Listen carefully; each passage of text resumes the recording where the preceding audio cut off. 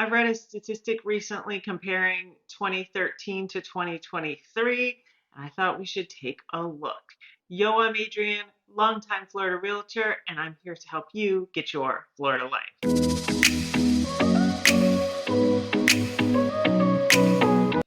Happy Wednesday, everyone. If you're new here, new videos about real estate come out every Wednesday. I do occasionally insert other videos throughout the week. If you're interested, please subscribe. You can also reach out to me if you have questions about Florida real estate. I'm happy to help. All of my information is below. You can also book a call with me to discuss. Today, we're going to look at some numbers.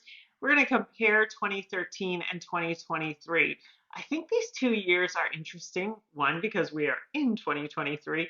In both cases, we're coming off sort of difficult markets in different ways. In 2013, the market was starting to go back up. A lot of people look at 2011 as our bottom around here. So in 2013, we were coming out of that. And in 2023, it's kind of the opposite. We had this crazy busy market, complete seller's market, and we are coming out of that. So let's take a look at some numbers. The first one I want to look at is months of inventory. 1 to 4 months is a seller's market. 4 to 6 months considered a balanced market. Anything over 6 months considered a buyer's market. So where are we in Charlotte County? In August of 2013, we had 5.7 months of inventory. So just on the edge of that buyer's market. And in August 2023, we had 5.6 months of inventory. I can tell you long before 2020, 2021, when things started to really go way up in price and it became such an extreme seller's market, for many years before that, I heard, is this the year that everything's going to fall? Is this the next crash happening? 2018, I heard it. I can't remember exactly when it started, but it feels to me that the minute the market goes up or goes down a little bit, all we hear is crash. And I think that's a lot of sort of leftover anxiety from the crash. And I cannot blame anyone who lived through that. It makes sense to me because it was such a hard time. But if you look at the chart, we see that in 2013, the months of inventory went way up for a couple of months, then went down, then went up. We have kind of a roller coaster typically. The only time you see this extreme seller's market is in 2020, 2021, and then now it's coming back down. It is more of this wavy up and down over the last 10 years. Let's look at a couple of other numbers. The average close price was 181,000. In 2023, we're up to 443, almost 444. The average days on the market in 2013 were 110. Now we are at 50 days in Charlotte County. Then we were coming off of very long periods. People had their homes on the market sometimes for a year or more. So 110 days probably seemed really exciting. And now we are at 50 days, and there are people who are going, oh my gosh, 50 days, that's so long, because we spent 2 years with 1 or 2 days on the market. It's all perspective. Back in 2013, the median price to list was 92%. So people were negotiating 8% off the list price. Now we're seeing about 96, 97%, so 3 or 4%. Again, these are averages. Another thing I've been looking a lot at is the days on the market when somebody has dropped their price versus not dropped the price. Now, you can look at this many ways, but usually when somebody has to drop the price, it's because they started out a little bit high. For this number, I took the last 6 months and I looked at the same 6 months in 2013. Homes that did not drop their price were on the market for 64 days. Homes that did drop their price were on the market for 164 days. So almost 100 days difference. And then in 2023, for the last 6 months, homes that did not drop their price were on the market an average of 25 days. And homes that did drop their price were on the market for about 81 days. That's a big difference. A lot of people want to test the market. They're like, let's start out high. That's fine, but you should know you're going to sit on the market a little bit longer. and you're likely to end up dropping your price anyway, because that's where the market is right now.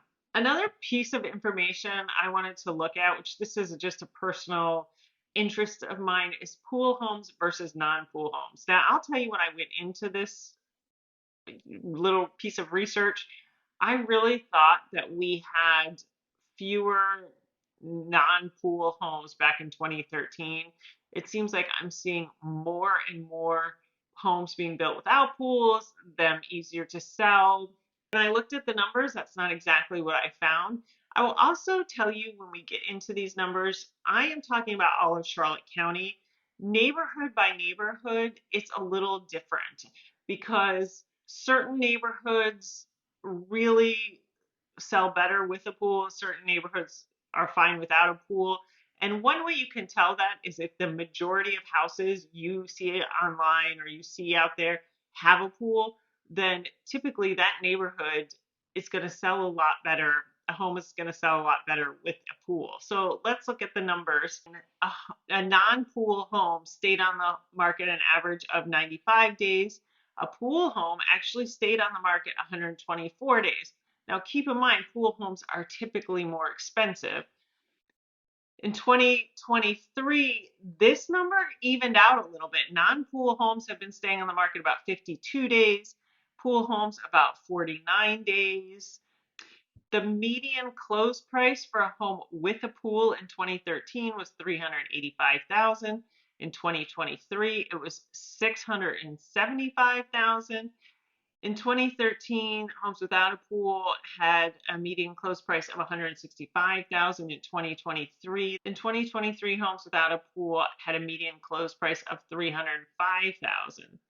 So homes without a pool saw about an 85% increase in median close price over 10 years. Homes with a pool saw an approximate 76% increase. What's interesting to me about that is people often say to me that they're buying a pool for resale. Now, again, I want to very much clarify, this is location based. It is not always true that only pool homes are good for resale. It really is by neighborhood. The numbers we're looking at are for all of Charlotte County. I've had plenty of people over the years look in neighborhoods where pools are very popular and they say, we don't care, we don't want a pool. Those homes still sell.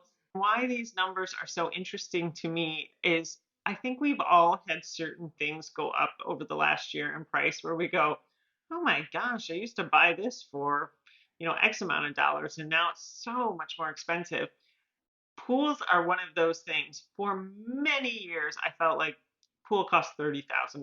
That's what I told everyone. I was like, you can get an amazing pool for $60,000, and $30,000 will get you a pool. About 3 years ago, I started to see six-figure numbers around pools. It is fascinating to me because way back when you could buy a home without a pool and think, if I get around to it, I'll put one in. It is becoming more and more cost effective to buy the pool with a home. Again, that's all neighborhood based. It is likely that I will do one of these videos comparing different neighborhoods. I have several ideas for that.